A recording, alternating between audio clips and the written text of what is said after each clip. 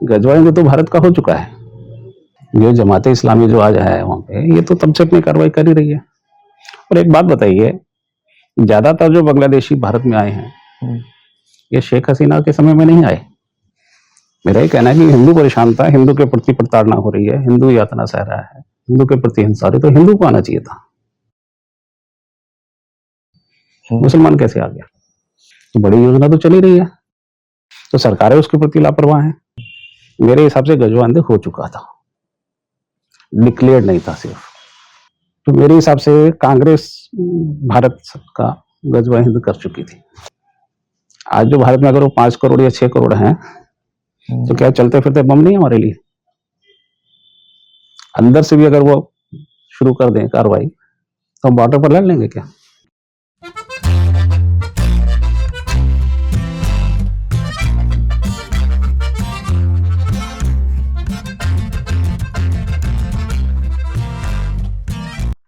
क्योंकि खालिदा जी है जो पार्टी, हो तो आईएसआई की फ्रंट फेस है, तो ये तो बहुत पहले से लगे हुए थे। जब बांग्लादेश बना है, मुजीबुर रहमान जब बने हैं, तभी से कार्रवाई चालू है। वरना जियाउर रहमान क्यों बनते, मुजीबुर रहमान की हत्या क्यों होती? जो जमाते इस्लामी जो आज है वहां पे, ये तो तब से अपनी कार्रवाई कर ही रही है। और एक बात बताइए, ज्यादातर जो बांग्लादेशी भारत में आए हैं ये शेख हसीना के समय में नहीं आए। जब जोगेंद्र सिंह जो हमारे सीबीआई के चीफ थे, उन्होंने कहा कि 5 करोड़ के लगभग बांग्लादेशी भारत में आ चुके हैं। और एक जस्टिस कामनी लो शायद हैं, उन्होंने कहा था कि 2012 में 3 करोड़ लगभग बांग्लादेशी भारत में हैं। अगर 2012 में थे तो आज सोच लिए कितने होंगे। उसके बाद कुछ आए भी होंगे, कुछ आबादी बड़ी होगी। तो हमारे भारत में रह करके एक अलग सोच वाले लोग पनप रहे थे। तो वहां से जब हिंदू परेशान है, तो हिंदू का शरणार्थी बन के आना चाहिए था। बिल्कुल ठीक, उसका पलायन होना चाहिए था। और आ कौन रहा है? मुस्लिम्स। और वो जब आते थे तो हमें बताया गया कि वो जब वहाँ बॉर्डर पे एंटर करते थे, उनको वहाँ से केरल तक कहाँ कहाँ जाना है, या उनको राजस्थान में कहाँ कहाँ जाना है, सब जगह उनके लोग थे, उनको गाइड करते थे, उनको आगे पहुँचाते थे। तो ये व्यवस्था कैसे बनी थी? तो ये बहुत खतरनाक सी, मैंने आज तक नहीं सुना कभी इस बात को किसी से कहते हुए, लेकिन मेरे को दिमाग में ये ऐसा आया कि ये एक बहुत लंबे चौड़े षड्यंत्र के तहत ये हो रहा हो।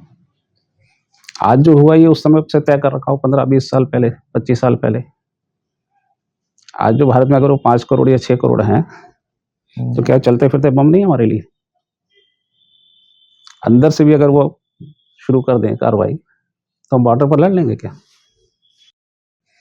मेरा ये कहना है कि हिंदू परेशान था, हिंदू के प्रति प्रताड़ना हो रही है, हिंदू यातना सह रहा है, हिंदू के प्रति हिंसा हो रही, तो हिंदू को आना चाहिए था, मुसलमान कैसे आ गया? तो बड़ी योजना तो चली रही है, तो सरकारें उसके प्रति लापरवाह हैं। चलो मोदी जी का 10 साल पहले या 10 साल से तो मुझे नहीं लगता कि बहुत बांग्लादेशी आए हैं। उसके पहले तो सरकार फेवर कर रही थी। और जो कांग्रेस सरकार है उसके तो जितने भी बड़े निर्णय हैं, विकास के काम किए उन्होंने। पब्लिक सेक्टर यूनिट बनाई, बड़े बड़े बांध बनाए, कॉलेज बनाए, एम्स बनाए, तमाम सारे बनाए, विकास हुआ, वो तो नजर आता है। उसके अलावा जितने बड़े निर्णय हैं, कश्मीर का है, पीओ के चला गया, क्यों निर्णय नहीं लिया? यूएन में जाने की क्या जरूरत थी? चाइना के समय कुछ भी नहीं किया आपने, सरेंडर किया, एक मीक सरेंडर किया आपने। आप ये जो वर्शिप एक्ट लेके आए हैं, इसकी जरूरत थी क्या? जब देश में हिंदू बहुल देश है, और फिर आपने जो मुस्लिम थे यहाँ से जब चले गए, तो बांग्लादेश वालों ने, जो बंगाली मुस्लिम थे, उन्होंने पाकिस्तान मांगा था। पंजाब के लोगों ने, मुसलमानों ने पाकिस्तान नहीं मांगा। जो आज पाकिस्तान का शासक है, उसने पाकिस्तान नहीं मांगा था। जिसने नहीं मांगा, जिसने मांगा था वो तो अलग हो गया। जो यहाँ से गए थे उनकी स्थिति क्या है? मुहाजिर हैं। बिल्कुल, आज भी वो शरणार्थी ही हैं। भारत में शरणार्थी आए थे, आज भी शरणार्थी कहलाते हैं क्या? हम ढूंढ भी नहीं पाते। हमारी मेन धारा में है ना वो, बिल्कुल, मुख्य धारा में आए हुए हैं, हमारे बड़े नेता हैं, सब कुछ हैं। अडवाणी जी मैं भी उन्हीं का नाम लेने जा रहा था। जी, तो यहाँ तो ऐसा भेदभाव नहीं हुआ, बिल्कुल। जो रह गए उनके साथ भी नहीं हुआ, वहां पे तो हुआ। तो ये जो कांग्रेस, मुझे ऐसा लगता है कि ये एक चलता है कि गजवा हिंद, कि गजवा हिंद करेंगे। हम्म, मेरे हिसाब से गजवा हिंद हो चुका था, डिक्लेयर्ड नहीं था सिर्फ। आप वक्फ लेके आए, अब जितने भी निर्णय देख लीजिए सारे लगातार हिंदुओं के विरोध में जा रहे हैं। सरदार मनमोहन सिंह जी कहते हैं कि देश के संसाधनों पर मुसलमानों का पहला हक है। जो हिंदू बहुल देश है उसमें कह रहे हैं इस देश के संसाधनों पर मुसलमानों का पहला हक है। पहला हक तो दे दिया था, अब पाकिस्तान दे चुके थे, बांग्लादेश दे चुके थे, और आज आप भारत की इतनी जमीन दे चुके हैं, तो आप तो बना रहे हैं, अब तो हो चुका है। ये गजवा हिंद तो भारत का हो चुका है, ओह, होना नहीं है।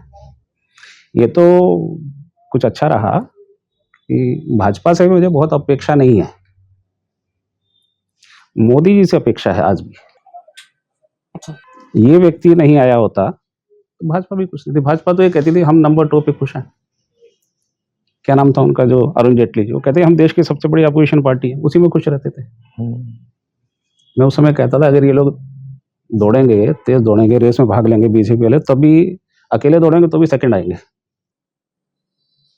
क्योंकि नंबर 1 बनने की चाह ही नहीं थी। मैंने एक समय सारे जितने बीजेपी के बड़े नेता थे, लगभग सारे बड़े नेताओं को एक मैसेज किया था, Congress has no concept of number 2 in the party, Congress has no concept of number 2 in the party. Okay. तब ये राहुल गांधी नंबर 2 पे नहीं आया था, अच्छा, ठीक। युवराज नहीं बना था। हाँ, तो मैंने कहा whereas in BJP every senior leader is at number 2। तो उनसे पूछा जाए अभी आपके नंबर 1 क्या, कहते वो तो कांग्रेस में होता है, हमारे नंबर 1 पे होते ही नहीं, कोई नंबर 2 पे होते हैं सारे। मैं लिखा था if we have someone at number 1 we will be in the power. अगर हमारे यहाँ कोई नंबर 1 पे आ जाए तो हम पावर में आ जाएंगे। बिल्कुल ठीक। उसने एक भविष्यवाणी की तरह काम किया उस मैसेज में। मोदी आए नंबर 1 पे, हम सत्ता में आ गए, क्योंकि हमें वो इच्छा शक्ति नहीं थी कि हमें नंबर 1 बनना है। ठीक ठीक ठीक ठीक ठीक ठीक। और हमारे यहाँ हर व्यक्ति प्रधानमंत्री था, जितने सीलेक्ट रहते थे सारे पीएम कैंडिडेट थे। ये तो है। तो आप मोदी को अच्छा कहिए बुरा कहिए, लेकिन वो एक डिस्टिंक्शन तो बनाई किसको क्या करना है। अच्छा, वापिस उसी पे आते हैं जी। बांग्लादेश में जो होना शुरू हुआ उसकी इंडिकेशन आपको? नहीं, बांग्लादेश में ये यहाँ से भी, इसमें भारत का भी रोल है। मैं कह रहा हूँ ना, कांग्रेस जो है वो कांग्रेस, सॉरी, हाँ, वो एक मुस्लिम लीग है। वो जो कहते हैं इनके मुस्लिम लाइनेज कहते हैं, उसमें मैंने कहीं कहीं पढ़ रहा था या कहीं देख रहा था कि राजनारायण कौल इनके पूर्वज हैं जो फर्रुखसियर के टाइम में थे, नेहरू खानदान के। तो वहां से उनकी हिस्ट्री बता रहे थे कि ये कश्मीरी ब्राह्मण है। वो कहते हैं कि नहीं, वो तो एक हिस्ट्री में एक आता है कि वो दिल्ली के थानेदार गाजी, थे, हाँ, मुस्लिम कोतवाल थे, कोतवाल थे, ऐसा कुछ है। गाजी कितना सच है कितना झूठ है, तो फिर वो मोतीलाल नेहरू के जन्म के ऊपर भी काफी सारे क्वेश्चन मार्क हैं। हाँ, एग्जैक्टली। जवाहरलाल नेहरू के तो समय में नजर आता है, इंदिरा गांधी में भी नजर आता है, राजीव गांधी में भी नजर आता है। राजीव गांधी ने एक राम मंदिर के ताले खुलवाए थे, मतलब उस समय की बाबरी मस्जिद के, इसलिए वो श्रेय वो भी लेते हैं कि हमारा भी योगदान है, ताला तो हमने खोला था। तो मुझे जो जितने आप अगर उठा के देखेंगे, मैं अभी सूची आपको दे दूंगा निकाल के, जितने निर्णय हुए हैं सारे एंटी हिंदू हुए हैं, प्रो मुस्लिम हुए। तो मेरे हिसाब से कांग्रेस भारत का गजवा हिंद कर चुकी थी। सर, यहाँ पर जितने भी निर्णय हुए हैं वो प्रो मुस्लिम हुए हैं या प्रो मुल्ला हुए हैं? क्योंकि उससे प्रो इस्लामी कह लीजिए उसको सीधा, क्योंकि उससे मुसलमानों का तो कोई भला नहीं हुआ, वो तो बेचारे गरीब के गरीब, वो तो कभी भी नहीं हुआ। मैं उस पे आऊंगा उस विषय पर। हाँ, वो तो कभी भी नहीं हुआ, और मुसलमान तो मैं मानता भी नहीं। जो असली मुसलमान अपने आप को कहता है, अरब का मुसलमान या उस क्षेत्र का मुसलमान, मिडिल ईस्ट का, वो इसको मुसलमान ही नहीं मानता। ये तो एक कंफ्यूज्ड कौम है, हमें इसे कंफ्यूजन से निकालना है। अच्छा, मिडिल ईस्ट के जो मुसलमान है वो यहाँ के मुसलमानों को मुसलमान नहीं मानते? भारत के लोगों को शायद थोड़ा बहुत इज्जत तो देते हैं, अच्छा, वो भारत की वजह से। पाकिस्तान वालों को तो बिल्कुल नहीं मिलती। जब उनको वीज़ा मिलता तो उन पे लिखवाया भी जाता, मैंने सुना है कि आप वहाँ पे जाके भीख नहीं मांगेंगे, चोरी नहीं करेंगे, जेब नहीं काटेंगे। भीख मांगने का तो शायद बाकी आगे का नहीं पता मुझे। जेब कतरे वाला काम नहीं करेंगे, अच्छा अच्छा। ये भी है। हाँ, हाँ, वो तो मशहूर हो गए उसके लिए। जो पाकिस्तान का मुसलमान है हाँ, वो जापान जाता है, अपने आप को बोलता है इंडियन मुस्लिम। दुबई में रहता है, बोलता है अपने आप को इंडियन मुस्लिम। पाकिस्तान के नाते उसको वो सम्मान नहीं मिल रहा। भारत की यहाँ एक विशेषता है, भारत का व्यक्ति दुनिया में जहां भी गया हाँ, नौकरी करने, उसने कभी भी उस देश के खिलाफ कोई काम नहीं किया,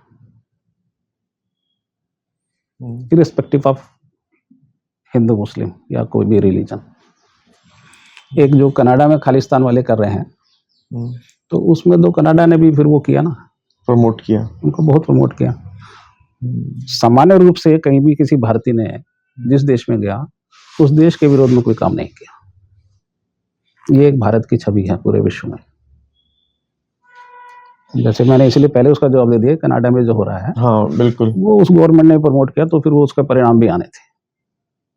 उन्होंने भारत के खिलाफ तो काम किया खालिस्तानियों ने भी, लेकिन कनाडा के खिलाफ नहीं कर रहे थे। तो इस नाते भारतीयों का स्वागत सब जगह होता है, वो हिंदू हो या मुसलमान हो। उसमें सिर्फ हिंदू की बात नहीं है। इस देश का, इस भूमि का कुछ कैरेक्टर तो बोलता है ना। इसमें सबसे बड़ी विशेषता है सह अस्तित्व भारत में, कोएग्जिस्टेंस। ये इस देश की बहुत बड़ी खूबियों में से एक है। मैंने पहले भी कहा कि भारत का विचार ये कि मैं भी सही तुम भी सही, हम दोनों साथ रह सकते हैं। मैं सही तुम गलत, हम साथ रह सकते हैं। तुम सही मैं गलत, हम साथ रह सकते हैं। हम दोनों गलत तो भी साथ रह सकते हैं। जितने भी बाहर से विचार आए हैं भारत में, वो कहते हैं मैं सही तुम गलत, या तो मेरे साथ रहो मेरे विचार को फॉलो करके, या मेरे अधीन रहो। दोनों भी नहीं मंजूर तो ना रहो। ऐसा ही है ना? बिल्कुल। लेकिन इसीलिए जो भारत का विचार है वो सनातन का विचार है। तो सनातन कुछ नहीं, अपने अपने नेचर है जी। जितने भी पर्यावरण के जो शक्तियां हैं उनको पूछते हैं। जो पंच तत्व हैं वो सारे हमारे देवता हैं। जो नेचर को हम पूछते हैं, और जो नेचर को कंट्रोल करती है, नेचर को कंट्रोल गाइड करती है, वो एक सुप्रीम पावर है। बिल्कुल। तो हम उसको सुप्रीम कॉस्मिक एनर्जी कहते हैं। वहां प्रकृति और पुरुष है। तो सनातन तो इतना वेल डिफाइंड है, उसमें कहीं कोई एम्बिग्यूटी नहीं है किसी भी तरह की। ये जो हिंदुत्व पर तो प्रश्न उठते हैं, वेदों पर प्रश्न नहीं उठे कभी, और कोई उठा भी नहीं सकता, क्योंकि उसमें जितना भी सभी धर्मों में है सब कुछ वहां पर है। अगर सब धर्मों को मैं एक बिल्कुल बेसिक को मानूं, एजुकेशन सिस्टम जो LKG है या एंट्री लेवल का है कोर्स है, ये तो डॉक्टरेट वाला विषय है सनातन। इसमें हर चीज डिफाइंड है।